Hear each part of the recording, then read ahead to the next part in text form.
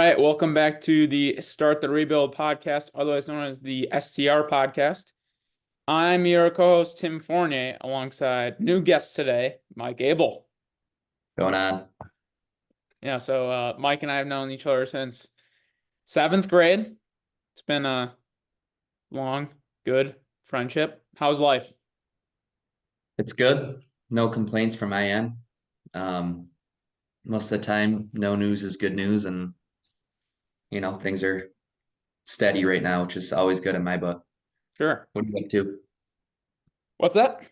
What are you up to? Um, Pretty much. So this kind of, well, we'll tie it into what I kind of want to talk about. Just we're obviously 23 years old, right out of college. You graduated a year before me, so you're kind of even further into this. Um, for me right now, obviously going through a little bit of a career change, very young, which has a lot of, you know, gives you a lot of anxiety at this age when you're just trying to figure out what you want to do with your life. And I feel like a lot of people right out of college, 22, 23, don't really know what they want to do, but it's kind of like time that you have to be doing something. Yeah. But how I wanted to kind of tie this in and why I really wanted to get Mike on here is Mike, you've probably been, I would say, the most religious one of my friends, in terms of your faith and God and things like that. And it's something I've been trying to implement more into my life.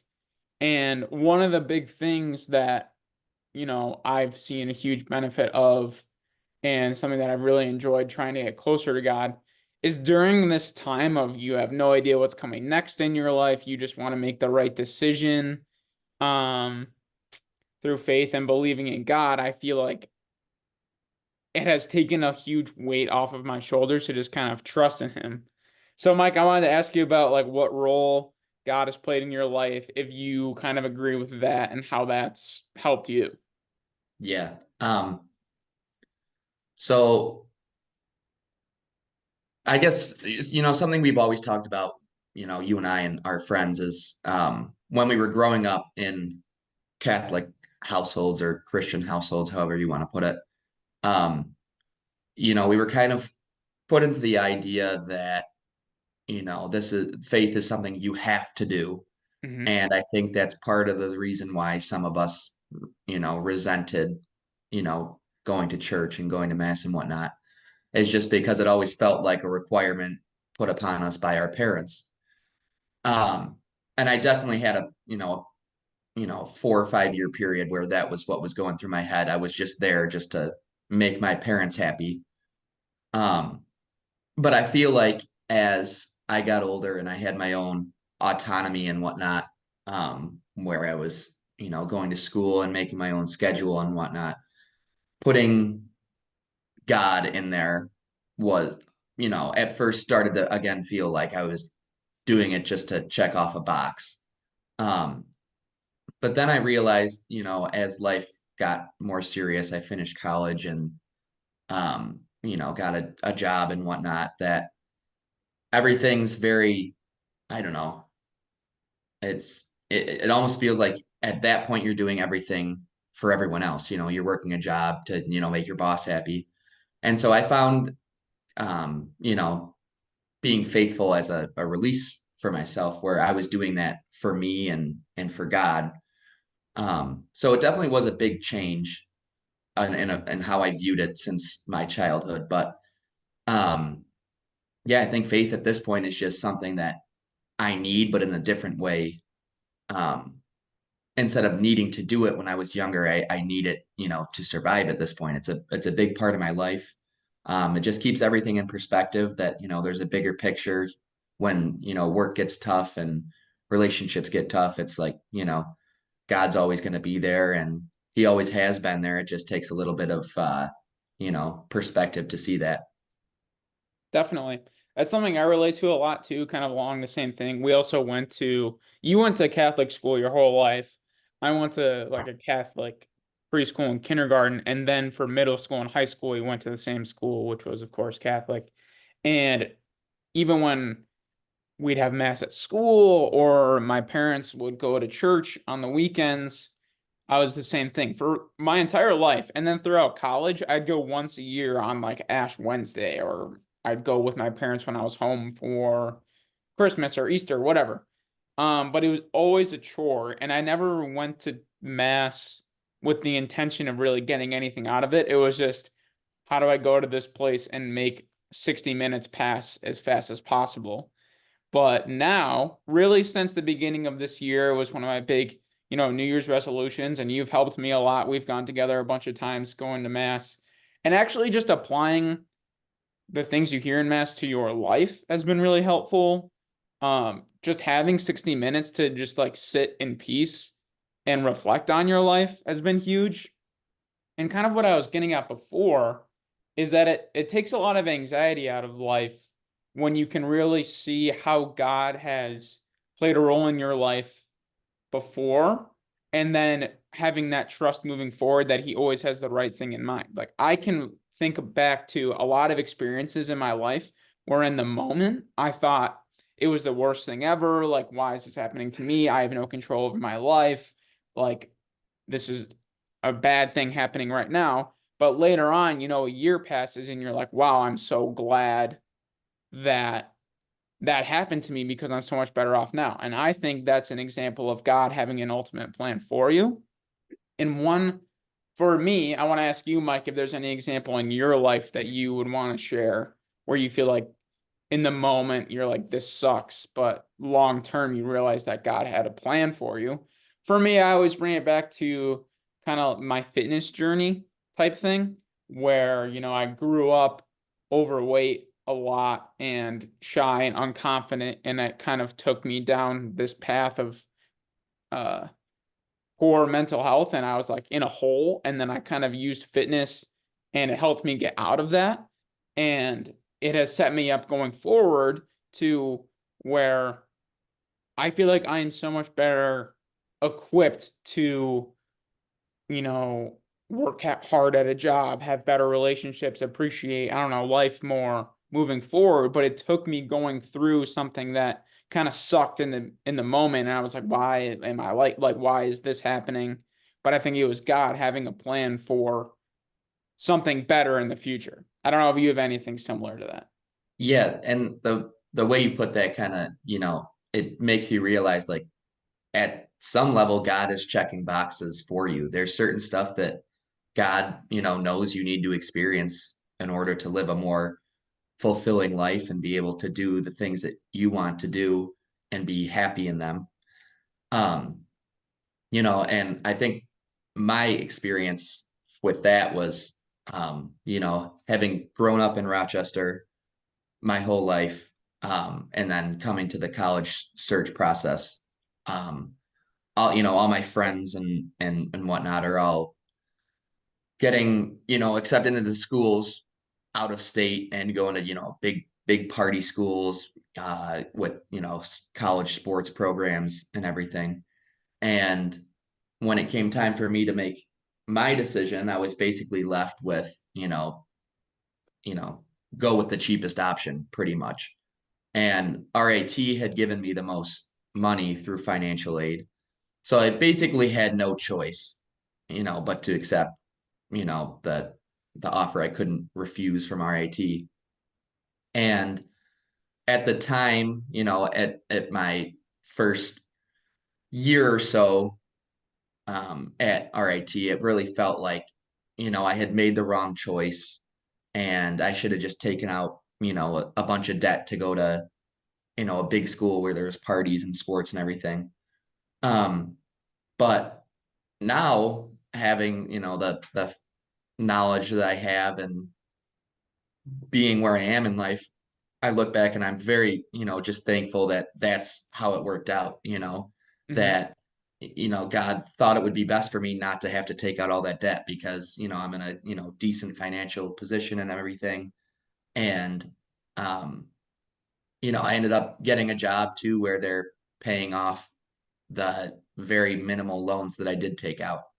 Um, so it all worked out because the company's in Rochester. I got that job partially because they recognize the great academic record that RIT has in its students. Um, and it just everything worked out. And in the moment, you really want to, be down on yourself and be like, this sucks and it's never going to get better. And this is a life altering decision that I'm going to make and I'm going to screw everything up. But at the end of the day, everything works out one way or another, and that's really recognizing that in the moment is faith, just trusting God. Definitely. And I think knowing that and having those experiences also makes life and the future a lot less scary. Because one of the things I've been dealing with, I've kind of talked about a little bit on here. I've been having, interviews and things like that. And I think before, I still kind of struggle with this sometimes. I feel like I'm a generally more anxious person.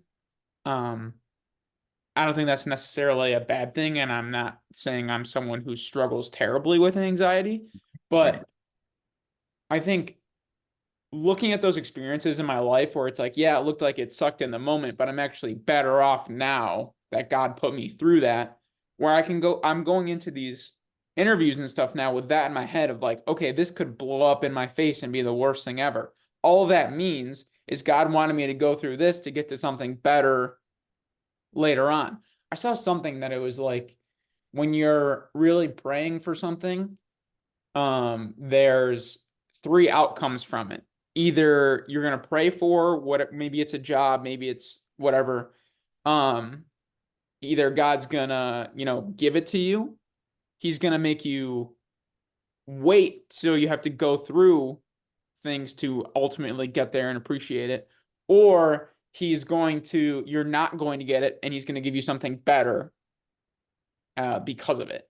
So Yeah. I think that really helps a lot to go through your life and through that lens. And it's like, okay, if something bad is happening to me, I can handle it because I know this is just something I have to get through to the other side for something even better. Yeah. Um, so the next thing I want to kind of get into, um, is I think a lot of people want to get there, and I think I was in that place of wanting to get there, but people have trouble kind of fully believing in God. And I want to get your kind of thoughts on when that kind of moment happened. Maybe it was just that you decided to make more of an effort or going to church and it developed over time, whatever it may be, where you're like, okay, I fully believe and have faith, really. Yeah. Um, I think it was just a gradual process for me, Mhm. and it's had its ups and downs, its ebbs and flows and whatnot. I think my really, I think it took going through um, just some tough years, I guess, um, and making some hard decisions to really appreciate God's presence in my life. Mhm. Um, I went through a breakup and I went through a year and a half where I was online for school and I was, paying full tuition for that, Hey, all while I was working 25 to 30 hours a week to pay for my tuition and taking 18 credits per semester to get out of school early so I could avoid paying another year's tuition. And it was all that. It was just a really sucky, year and a half, where every I was putting in all this effort and I really wasn't seeing the benefits of it yet. And it's in those moments where you might want to give up faith. Um, and a lot of people might feel, that I would have been justified in doing so. God didn't seem, to be there. But um, it's in those moments that when you kind of dial in, you lock into being like, I'm going to just try it out, just have faith that I know this is going to get better. Um, and not even if you have to do it where you're like, God's not involved, but, I know my, my own personal qualities. I'm going to be able to get through this regardless. mhm. Even if the first step is having faith in yourself.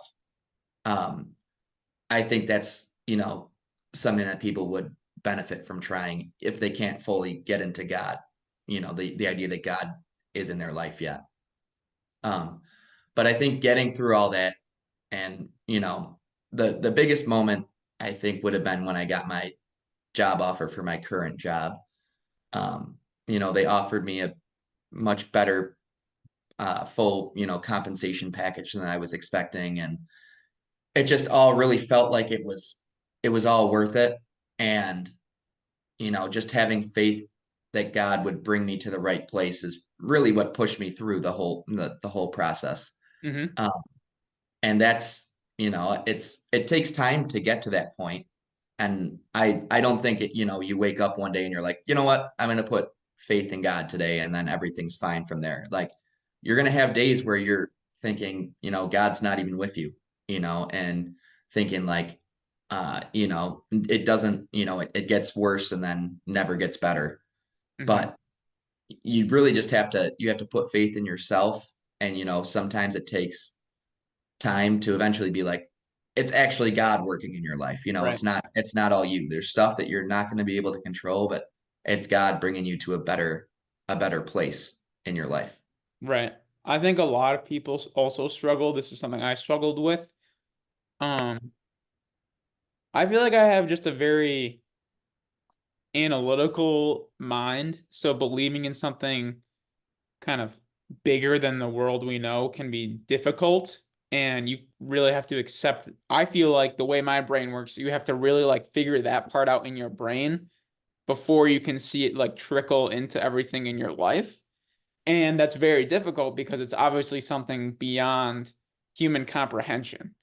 The thing that I always go back to, and maybe you have a framework that works for you too.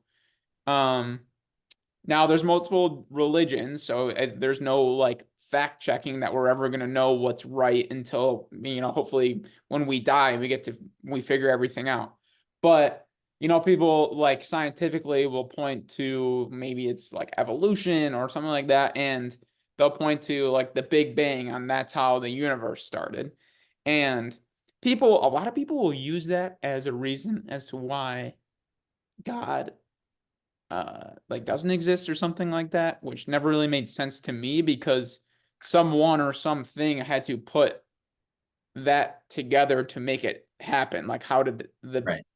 elements of the Big Bang come together to make that event?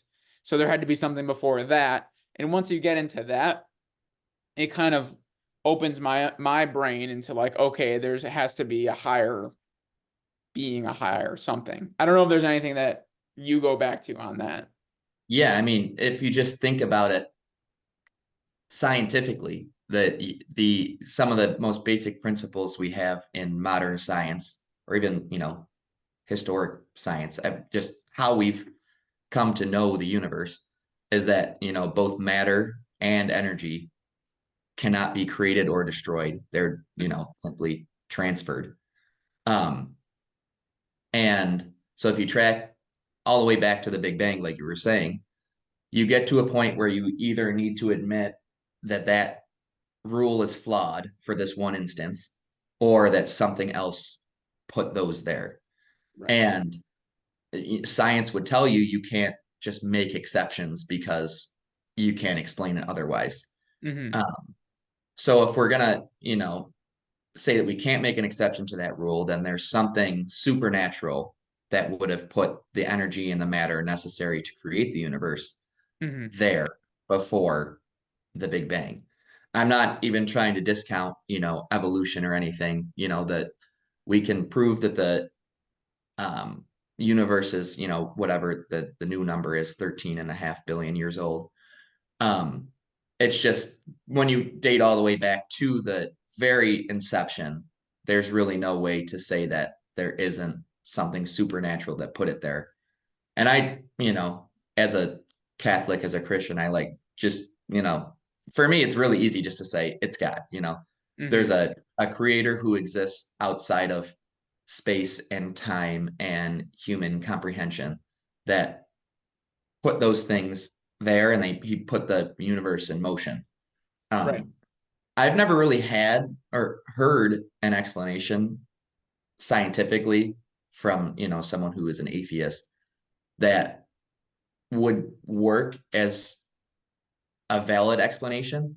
I don't, maybe our next goal is to get an atheist on the podcast and we can Soon. hear what the other side of this is. Yeah. Um, but for me personally, I've never really heard anything that would make me question my faith that God exists.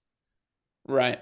The only thing then, obviously, is if we can get to that point in everyone's mind that there has to be something beyond human comprehension, and you have to, then it's like which religion is the true one, you know?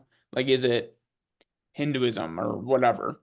Um, and from there, that's where sometimes I can struggle in my head, but um.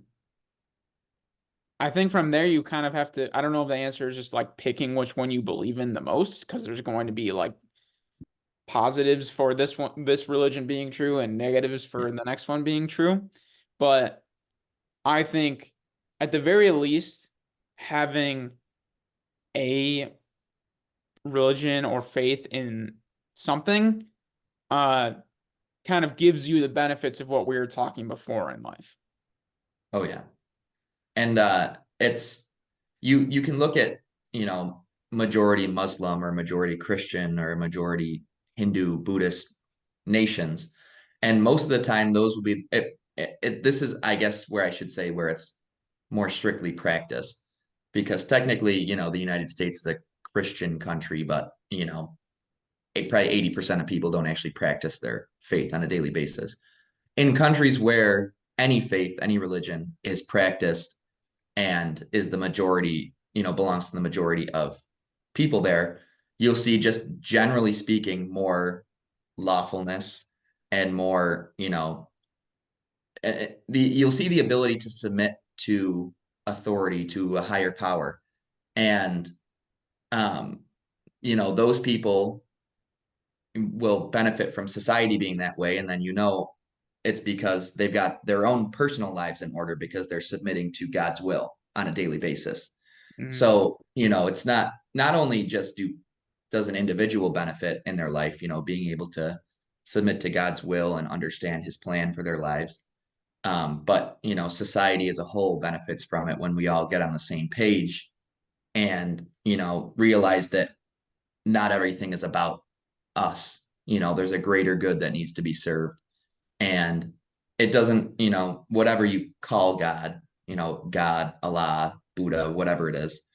Um, I think we all, at some level, benefit from just having a God. And it shows in those countries. yeah, I feel like I have no stats on me to back this up, but I feel like, years and years ago, um, maybe in, I don't know, the 80s or 90s or something like that, more households were uh put a higher emphasis on faith in the United States. And I feel like all anyone ever talks about today is how, the world is going to shit and like everyone's shot and it's like everything's like done for and things used to be so much better, so much more peaceful. Everyone kind of, I don't know, cared more about each other and the country or anything like that.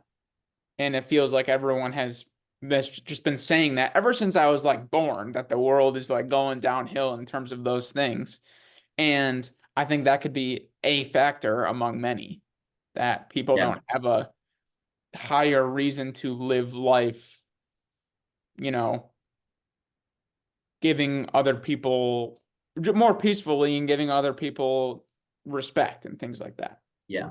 I like I was saying a moment ago, like the buying into the idea of a greater good existing is certainly, you know, just really not there, at least not on the same levels it used to be. You'd see, for things like World War II, you'd have, at least in the United States, you already had, you know, individuals who were, uh, you know, signing up to be in the army just because they wanted to serve their country. They, they felt it was part of their civic duty to do so. And you never needed a major draft. in those eras. And then even, you know, as you see in Vietnam, you know, there was a, you know, smaller draft. And now if we were to be involved in a major war where the US Army, which has seen its numbers deplete severely over the last 10 to 15 years, there would absolutely need to be a draft just because there's no more love of country.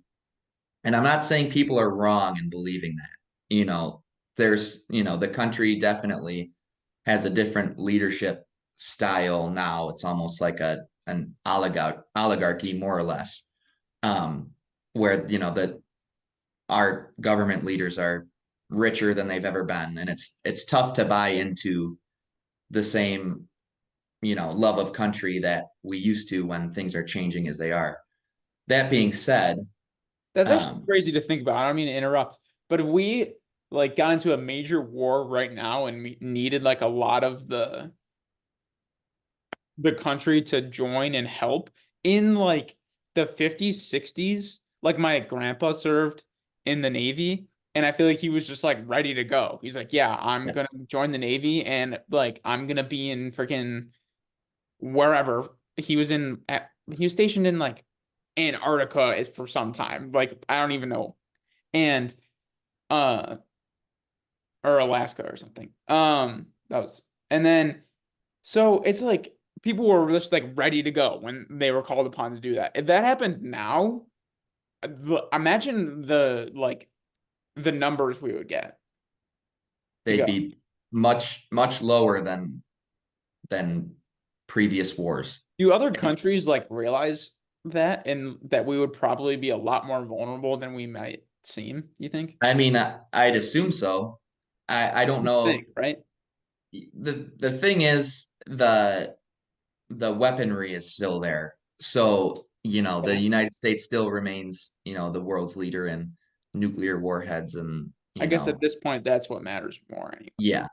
So that mutually assured destruction is what, you know, keeps us safe for now. But if it ever came into like, you know, I'm not sure it ever would happen just because the United States is so large, but like some sort of major land invasion, that there would be people that would go to prison much sooner than fight for, you know, the US Army. Because, you know, we've become so divided as a country too, where if there's a Republican president, you know, people on the left are going to be like, oh, I'll never fight for a Republican president no matter what, and Mhm. vice versa if there's a Democratic president. And it just, you know, it comes down to that very much self-serving mindset. Just, you know, it's just Yeah, all about me and my needs and no uh, you know, desire to serve the greater good. right. Um, so I kind of want to change the topic a little bit. I want to get your thoughts on this. So I've been reading this book that my dad recommended to me, and it's been a lot about how to maximize kind of your fulfillment in life. And I feel like something that as I matured over the last 4 or 5 years, in college, getting out of college, one thing that really um hit home with me was finally like realizing the benefit of hard work and working at something and seeing the results of your hard work and that being extremely fulfilling. And but at the same time, reading this book that my dad had me read, it's called Die with Zero. Um,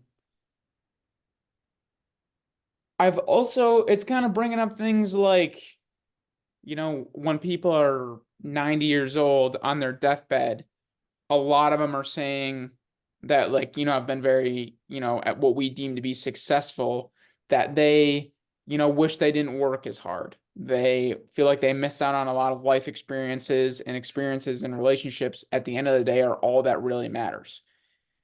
And no one's really on their deathbed like, wow, I really wish I had spent more time at the office to build my career.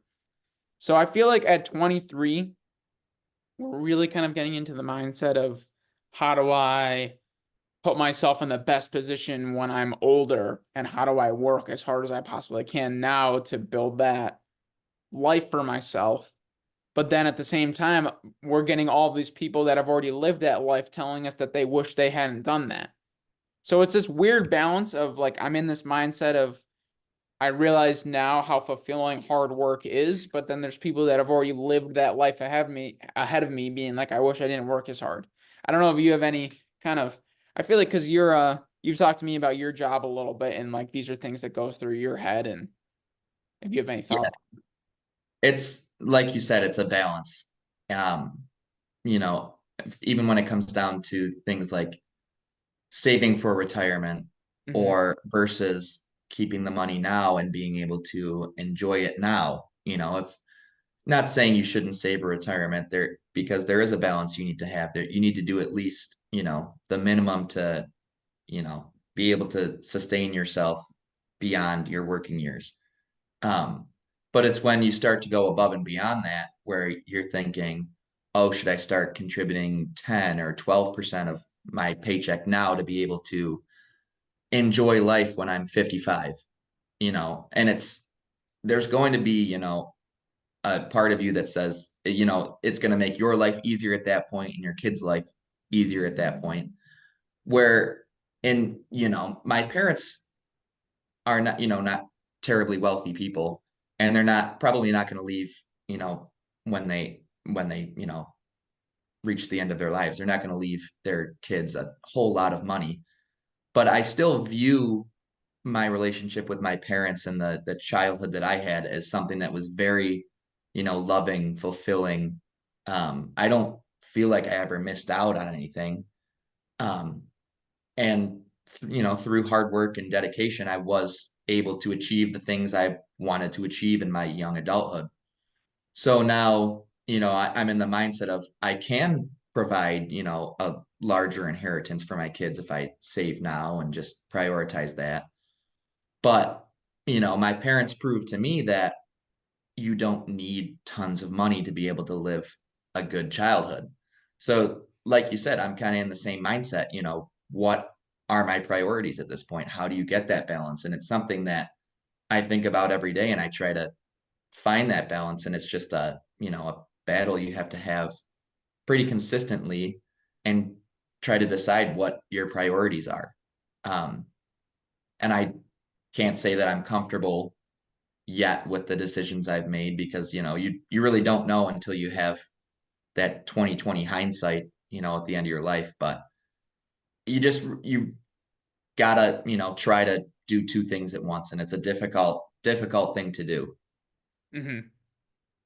Yeah, I think something that is helpful in terms of monetary goals and things like that is that the ultimate goal, in terms of what you're working for to be fulfilled, I think it's really important to keep in mind that you're working to fulfill your life with experiences and relationships, and not for your bank account to just go to increase. Um, Right. which is obviously they go a little bit hand in hand, because to create some of those good experiences and relationships, whatever it may be, you need to increase the number in your bank account. But to remember at the end of the day, the reason you're increasing your bank account is to increase those experiences and relationships and memories. I think some people kind of get lost in the fulfillment they think they're going to have by increasing just their monetary value. Yeah, exactly. And it's not something that just goes away either once you have that money that you were hoping for. Hmm. You ultimately you just want more if you get stuck in that mindset. Right. That X amount of dollars in your bank account suddenly isn't good enough. Right. And it just creates this cycle where you get what you want and then you want more than that. And Right. you just, you know, The you keep richest going man in the there. world still wants more money. Yeah, exactly. So it's really I think it's a mindset thing. I don't know if there's a whole lot of people that are in the mindset where they're completely happy with whatever they have. Um, and I definitely, my girlfriend will tell you I'm definitely a victim of that. Even when I get my, biggest paychecks and whatnot, it's still not good enough. And she'll be the first one to tell you, that that's the way that I think. It's not good enough. I need more money. But at the end of the day, I've accomplished almost everything I've wanted to accomplish at this point as a 23-year-old guy. Um, so it's just perspective you have to have. I definitely need to work on that. And, I think it's good to have these conversations and get that perspective at this point. Yeah, I'm really interested in your kind of point of view on things like that because you're 23, but I feel like you're very much further in terms of, how people normally expect life to go, than the majority of 23-year-olds. Like you graduated college a year early, you have your job that you like, girlfriend, you have a house, which I think is a big thing. Um, how do you feel like, I don't know, what are your thoughts on all that? Do you feel like you're moving really fast in life and you need to start thinking about different things like that? Because I feel like most people at 23 are in the mode of trying to do the things to get them to that spot. Yeah.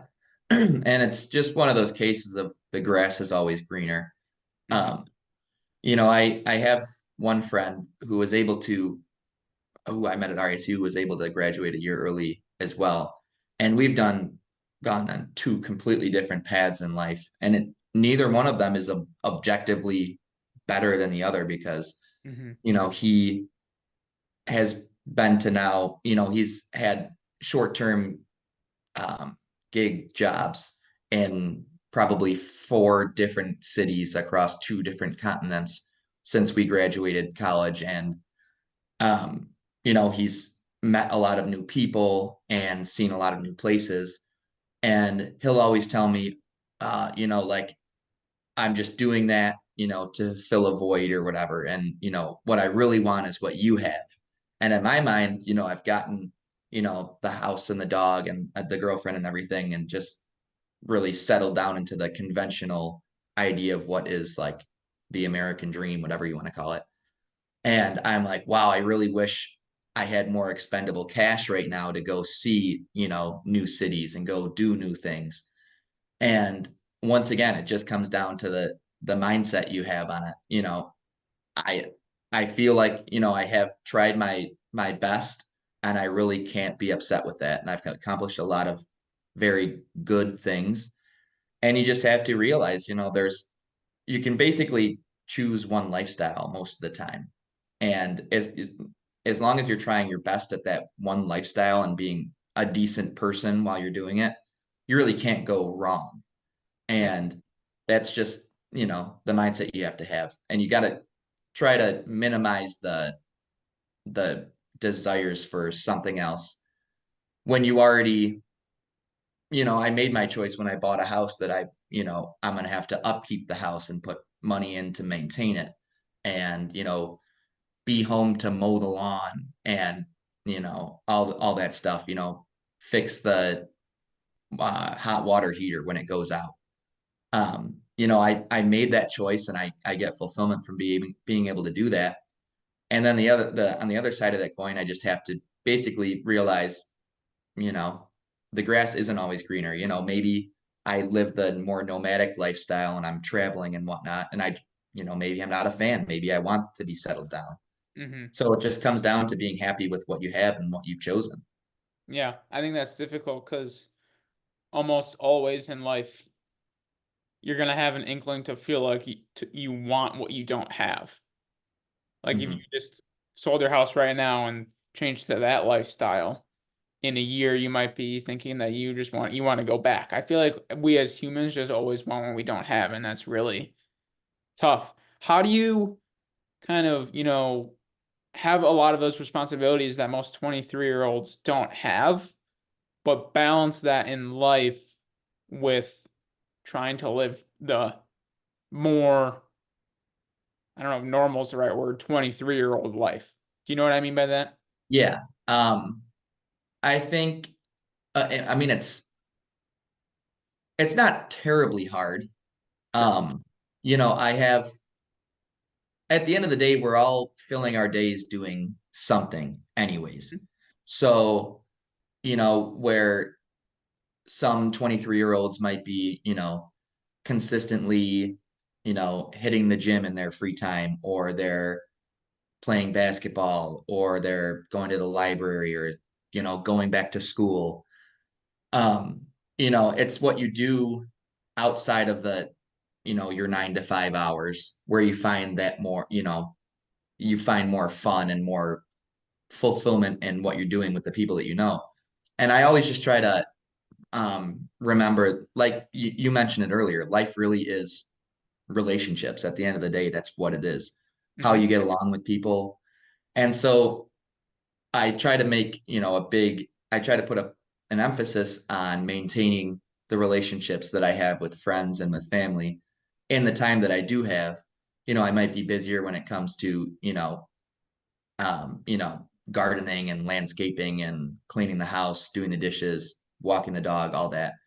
But, there's 24 hours in a day. And I think you'll realize if you look a little harder, you got more time than you think on a day-to-day basis. So it's just prioritizing your time and being able to, check in on people and go out to dinners and, go grab drinks. It's really easy just to, be like, oh, I don't have time because I have to do X, Y, or Z. But, sometimes it takes a little bit of sacrifice or reprioritizing because you don't want to give up, you know, that part of life. And I think when you're 23, a lot of people are either, they're renting a cheap place or they're, living with their parents. So there's more expendable income. And, you know, it, the conventional, normal thing to do is just, go out to eat all the time and, go get drinks, yada, yada. I don't think it's impossible, to do both. It just comes down to setting your priorities and being able to, you know, do what you want to do, but also, do the things that you have to do and, or the things that I have to do in my day-to-day life. Sure.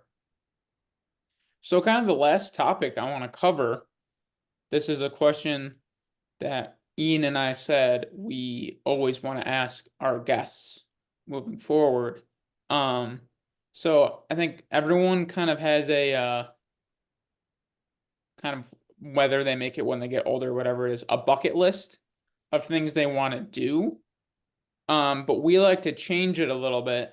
Like someone on their bucket list might say they want to go skydiving or whatever it might be. What we like to do is kind of call it a bucket goal of something you want to accomplish at some point in your life. And this can be taken a million different ways. Um, but it's a little bit different than your normal bucket list. Like when Ian and I said ours, which we want to keep adding to, I said I wanted to run a marathon at some point in my life.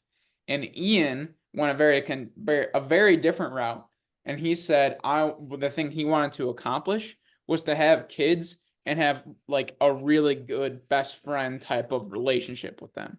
So it can go any kind of different way you want. What would you say is something you would put on that list? Um, the first thing that comes to mind, something that I've always wanted, I think it was kind of instilled in me by my parents because they lived in smaller houses their whole lives and my whole childhood. Being getting a home on a lot of land, like 10 to 15 acres, something like that. That's awesome. Have gardens and farms and animals and things like that. That's always been a goal of mine. And it's seeing the real estate market go spiral out of control. It's getting gonna be harder and harder as time goes on. But that's always been a goal I've had, is to have some sort of homestead where I'm on a lot of land. I don't have neighbors, breathing down my neck because I live in the city right now, and there's a house every 10 feet. Not that it's a bad thing, it's just I'm looking for something different long term. I think that's my biggest goal. Definitely my biggest financial goal, I'd say. That's awesome. Um, And I think it would, I'd like for my children to experience that lifestyle as well. You know, um, I obviously it's good to have, relationships with neighbors and whatnot, but I think you can learn a lot from being, you know, uh, self-sufficient and, Sure. living life that way. I'd say that's my one of my bucket list goals. If I come on the podcast again, I'll think of something more heartfelt next time. No, I think that's really cool. Where would you want it to be? That's the big question that I haven't fleshed out yet. Because, my I'm one of six kids, so most of my family is here in Rochester. Hmm. So if I could be on the outskirts, somewhere there and still be relatively close to family, that'd be a great thing. But also, I have something in my head, something in my mind that I want to do southern living at some point. Um, and that would be, in the Carolinas or Florida, something like that. So I don't know yet. I don't know. I'm sure it'll be clearer with time as my family continues to develop and people have kids and move out or, move out of state and whatnot. Hmm. So we'll see. But as of right now, TBD. All right. I like it. I think that's a cool answer. I think I could see myself doing something similar like that. I think that'd be sweet. Yeah, But absolutely. yeah, I think unless there's anything else you want to talk about, that's pretty much all I had. I'll save it for the next time I'm on. Sounds good. All right. Well, thank you everybody for listening. Thank you, Mike, for taking time out of your day to come hop on the podcast. Hit that like button, subscribe, leave a comment, let us know what you think. And yeah, thanks for watching, everybody. Thanks Peace. for having me, Tim, and we'll see you guys later. Yeah, peace out.